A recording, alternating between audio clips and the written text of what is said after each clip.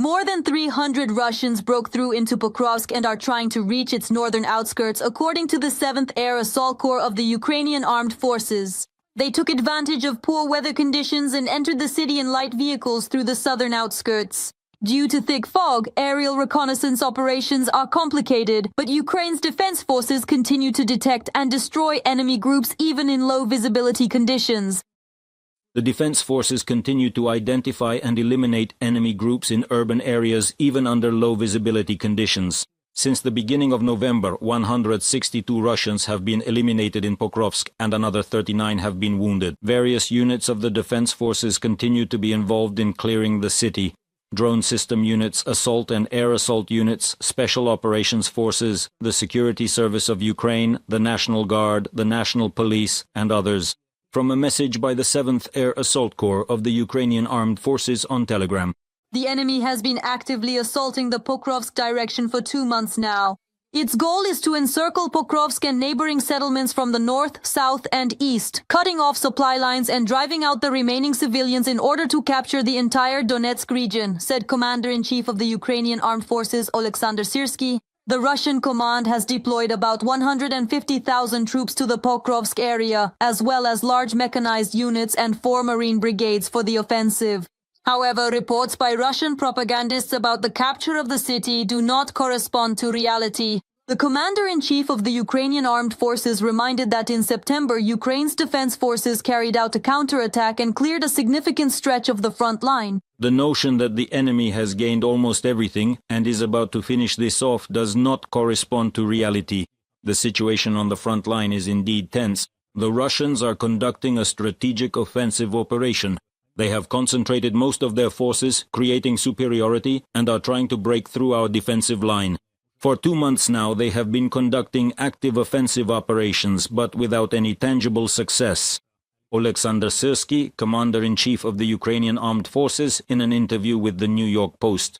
All the information that is being published, both by Russian public channels and accordingly reports from Western media about the alleged tactical and operational encirclement of the Ukrainian group in both Pokrovsk and the area of Mirnohrad does not correspond to reality. At the moment, the most intense fighting in Pokrovsk continues in the industrial zone. This is the area of the meat processing plant and the feed mill district. It should be noted that in the area of responsibility of the 7th Air Assault Corps, about 250 Russian occupiers have been eliminated in just the past week. There is a similar number of wounded casualties. On the battlefield, Ukraine's defense forces rely heavily on drones. The intensity of fighting in this direction has increased significantly. Pilots of the 155th Separate Mechanized Brigade continue to detect and destroy enemy assault troops. We are operating both inside the city and on its southern approaches.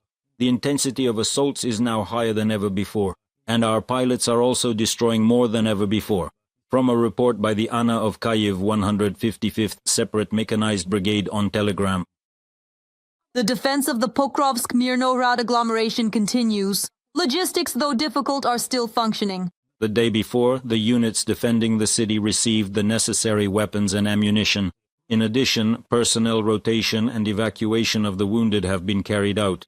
Logistics and rotation of our units in the city of Pokrovsk are being ensured in the same way. Active resistance to enemy infantry groups attempting to gain a foothold in Pokrovsk continues. Search and strike operations are ongoing in the city. Enemy positions in the urban area are being destroyed. Andriy Kovalyov, spokesperson for the General Staff of the Armed Forces of Ukraine, from a publication by the Ukrinform agency. The Pokrovsk direction is a priority for the Kremlin. It is here that the Russian army is suffering record losses. Moscow is trying to make up for them by recruiting mercenaries abroad, as well as through a large-scale campaign to enlist reservists. However, all of this does not make up for Russia's enormous losses in manpower, as noted by the Center for Countering Disinformation under the National Security and Defense Council of Ukraine. Yulia Agranovskaya for Freedom TV channel. The Ukrainian Defense Forces have struck several Russian military and energy infrastructure facilities. The strikes targeted, in particular, several oil refineries and warehouses, and since the beginning of the day, 118 combat clashes have been recorded on the front line. This was reported by the General Staff of the Armed Forces of Ukraine. More details about the situation on the battlefield are coming up next. about 300 Russians are trying to reach the northern outskirts of Pokrovsk. According to the 7th Air Assault Corps of the Ukrainian Armed Forces, in recent days Russian troops have intensified their attempts to penetrate the city. In particular, they have used light vehicles to enter through its southern outskirts. At the same time, they took advantage of weather conditions that significantly complicated the operation of drones. The defense forces continue to detect and destroy enemy groups, even in urban areas and under low visibility conditions. Since the beginning of November, 162 Russians have been eliminated in Pokrovsk and another 39 have been wounded. Various branches of the defense forces continue to be involved in clearing the city. Drone units, assault and air assault units, special operations forces, the Security Service of Ukraine, the National Guard, the National Police and others. And a message from the 7th Air Assault Corps of the Ukrainian Armed Forces on Telegram. The operation is ongoing. To the north of Pokrovsk itself and in the northern part of the settlement, the armed forces of Ukraine have full control by the defense forces, because we know that here, as part of this defensive operation, our special forces are also conducting corresponding special operations in the southern part of Pokrovsk. There are neighborhoods where our units are operating, destroying that very logistics and carrying out certain clearing operations, targeting the Russian personnel who remain or are trying to remain there. The 7th Air Assault Corps also showed footage of the destruction of a Russian ground robot that was delivering supplies to the occupiers. This happened near the settlement of Shevchenko, which is 5 kilometers south of Pokrovsk. Ukrainian defenders identified one of the enemy's logistical routes and remotely mined it. At the same time, fighting continues in the Kupiansk direction. The enemy tried to advance near Stepnaya, Novoselovka, Borovskaya, Andreevka towards Petropavlovka and Novosinovo. On the Slavyansk section of the front, the Russians attempted to break through the Ukrainian defenses in the areas of Dronovka, Seversk, Serebryanka and Pereeznoye. And near Konstantinovka, the Russian army launched assault operations near the settlements of Belaya Gora, Sherbinovka, Pleshevka, Rusin Yar and towards Sofievka. There are a number of settlements. For example, I'll mention Krasny Liman, the settlement of Rovnoye, and several others, well, economically significant ones, a few more settlements, the struggle for which, in my opinion, will actually determine the future fate of the city of Pokrovsk and the Pokrovsk-Mirnograd agglomeration. And accordingly, if those gradual steps, yes, I understand that they are accompanied, including by significant strain on our forces, resources, and logistics. If we manage to carry out these steps, if the decisions being made today by the High Command are implemented, then things will not turn out. To put it mildly, not everything will go as, and today there is already evidence of this, not everything will happen as the Russian occupiers have planned. In particular, the defense forces attacked the Orsnefteorg oil refinery in the Orenburg region, almost 1,500 kilometers from Ukraine. One of the primary oil processing units was hit. Local residents report intense flames and columns of smoke. The industrial zone is on fire. The flames can be seen from different parts of the city.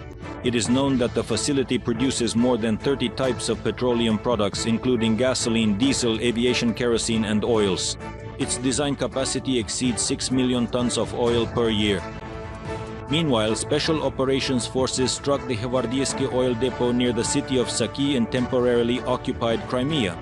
Ukrainian drones in particular hit a pumping station on the facility's grounds. The fighters note that this oil depot supplies fuel to Russian military facilities and transport. In total, in October, the Ukrainian Armed Forces aerial drone system struck about 77 targets. 1,000 Russian targets. These figures were announced by the Commander-in-Chief of the Ukrainian Armed Forces, Oleksandr Syrskyi. According to him, the best combat results were demonstrated by FPV drones and heavy bombers. We are actively implementing ground-based robotic systems.